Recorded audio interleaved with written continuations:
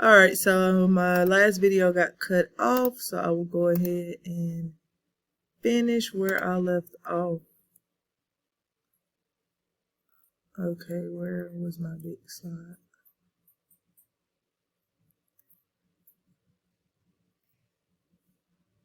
Okay, so my last one that I did was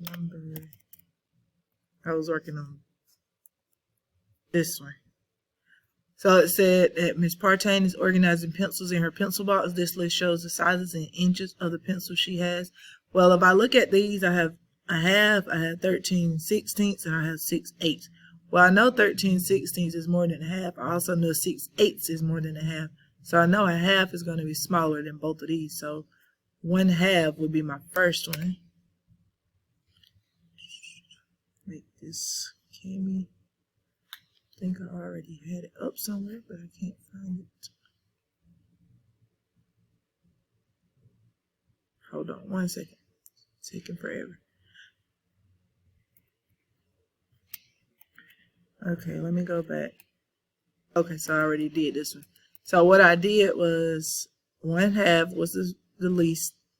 Then the next one, I compared the next two to see which one was bigger, and I cross multiplied 16 times. Sorry, that's not going to be right. Let me do that over.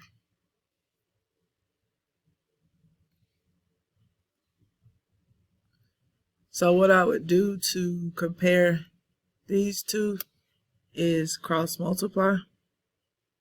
So it's 13/16. So if I think about it, 13ths are going to be, 16ths are going to be very small, and 8ths are not going to be as small. So I know 6/8 is going to be bigger than 13/16, but I'm still going to do this just so you can see. So I can cross multiply. 13 times 8 is, oh Lord, let's see, this is 24. Carry my 2, 8 plus 2 is 10. So that side is going to be 104.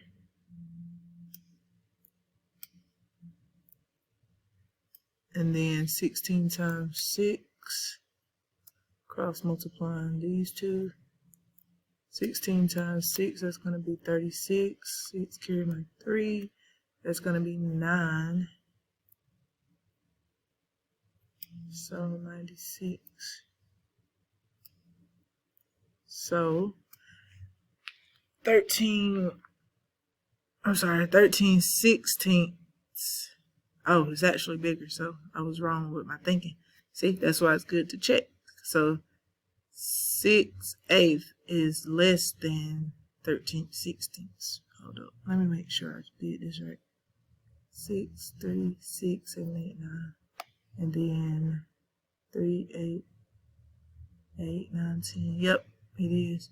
So 13/16 would actually be, yeah, I had that right. It would be last because it's the biggest. So 6/8 would be here. Then 13/16 would be the biggest.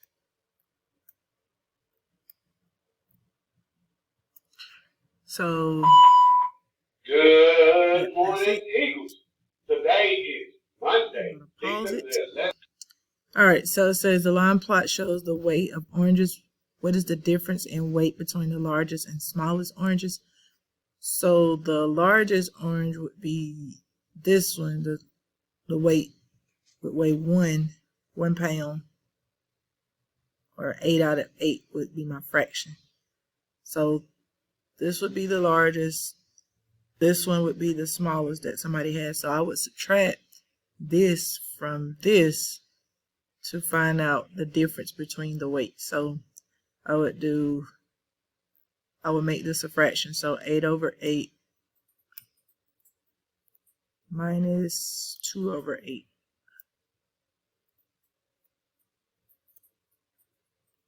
So I already have common denominator, so I don't have to do anything with that.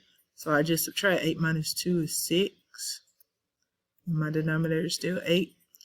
But for this one, I would be able to simplify because my GCF between 6 and 8 would be 2. So I can divide top and bottom by 2 to simplify it. And if you didn't know that GCF, you could do a T-chart for 6 and 8 to find your factors. So 6 divided by 2 is 3. 8 divided by 2 is 4. So my answer would be 3/4. But remember to do your T-chart. You would just come over here and do one for 6 and one for 8 to find your factors so that you can find your greatest common factor. So 1 and 6 and 2 and 3 are my only two factors for 6. And then 1 and 8, 2 and 4 are my only two factors for 8. So between those two is my greatest common factor. Well, it's actually, yeah. So that will be 2. That's why I have to divide top and bottom by 2. All right.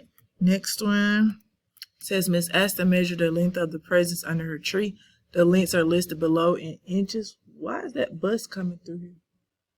There's a bus just came through the car ride loop. Under the tree, the lengths are listed below in inches. Teachers, please pardon this interruption. Santa's reindeer have hit the building, and they're running amok. 3 reindeer are on the loose, so it is up to you to rescue them and bring them to Miss Wood at 2:30 this afternoon. That's what the bus is for? Question? Do you have a reindeer in your pocket? Yeah, Remember, this game that's is right. only for teachers. At 2:30, the teachers who bring the... All right. Which line plot displays this information correctly? So Miss Asta measured the length of the presents under her tree. The lengths are listed below in inches. Which line plot display? Okay, so these are my inches, so I need to see which line plot has this information correctly. So 6 and 1/2, I have one of those up here, so I should have a line plot that has 1 6 and 1/2. This one has none. This one has 2 6 and 1/2. This one has none. 6 and 1/2. This one has 1. So this one has to be the one. So let's see if it has, let's see how many 4 and 1/2 do I have? 1, just 1. So 4 and 1/2. Yep, this one has 1 4 and 1/2. So I can check one more just to be on the safe side. So 3 and 1/4, 3 and 1/4, 3 and 1/4. So it should be 3 3 and 1/4. Oh, okay. So this one has 3 3 and so this is 3 1/2. So this would be 3 1/4. So it just doesn't have it displayed on here. So that would be 3. So that one is right. And then we have a 6 and a 6. So I should have 2 6s. That's right. So D would be my answer for this one.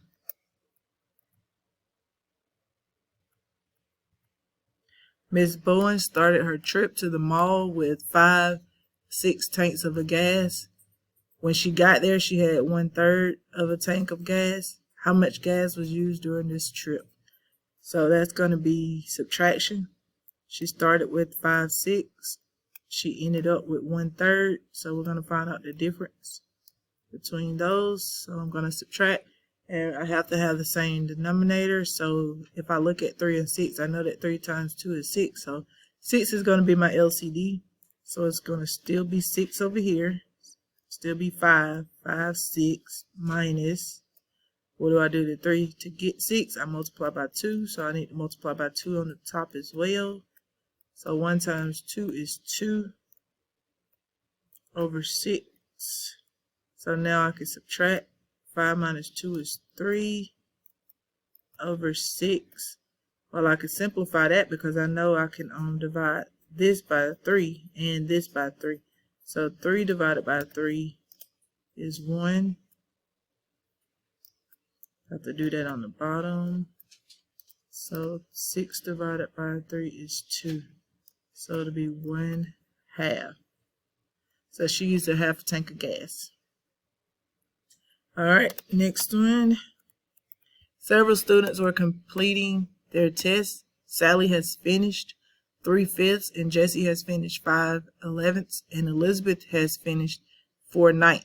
Order these fractions from least to greatest. So least to greatest, so I can look at them first and say, okay, well, 3/5, that's more than half. 5/11, that is less than a half. Let's see, 6/12 would be a half. So 5/11. Okay, that one's a little tricky. So 4/9 would be, okay, so none of these you can really tell. So let's see, 9 divided by 4. Well, I'll probably be better off just finding my LCD. So I'm going to do that. Between, it'll be 5,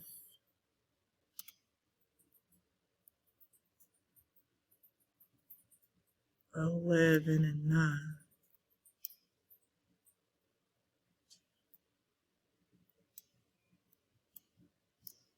So, I could do multiples. I could do these two first. I'll just do 5 and 9 first. And I know 45 would be my LCD for that. Okay, I'm going to try to finish this before my time ends. I have 3 more minutes. So that would be times 9. 5 times 9 will give me 45.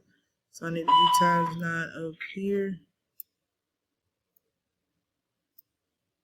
Uh-oh, I must have changed their mind. 27. Then I do times 5 here.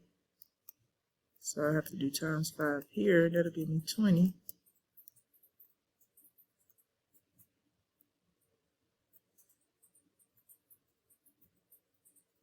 So, can't even understand that. So 27/45 and 20/45.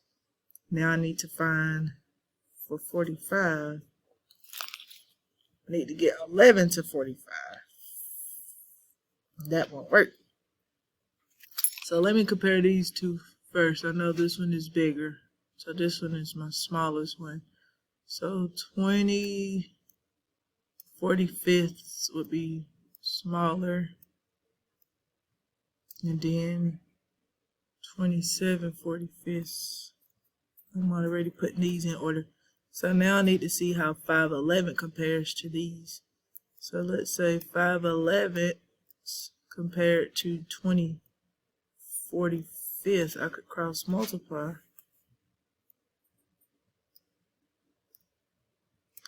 4 times 20 is 100. 80, sorry. And then 45 times 5. So just work that out over here. And that's going to give me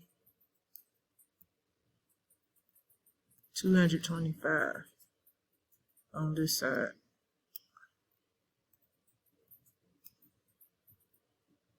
So 5/4 is bigger than 20/45. Oh yeah, I knew that.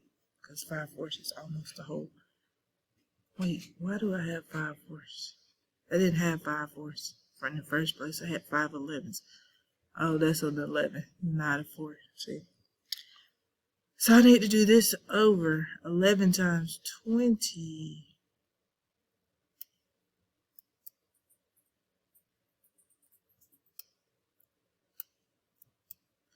Time is about to run out.